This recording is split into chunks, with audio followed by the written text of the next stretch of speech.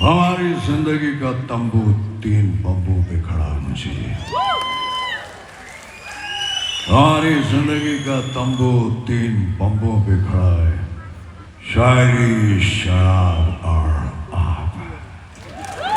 इन तीनों में से अगर एक बम्बू भी हिल गया तो हमारी जिंदगी का तंबू उखड़ जाएगा। आप ही कहते थे ना मुंशी जी कि औरत जब तक मर्द की जिंदगी में ना आए, मर्द की बात में वजन पैदा नहीं होता।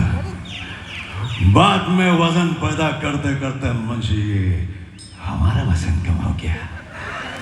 अगर ये मोमबत्तियां बुझने से पहले वो नहीं आई मुंशी जी तो जिंदगी भर के लिए हमें मोमबत्तियों से नफरत हो जाएगी। लेकिन एक बात कहें मुंशी जी, वो आएगी जरूर, वो जरूर आएगी।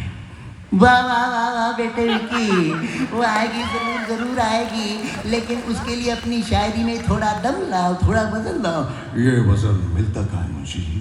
दिल की दुकान पर, दिल की बाजार में बेटे। अगर वो नहीं आए तो की गोली तरी है। बजाओ बजाओ। Thank you, thank you, thank you, thank you very much.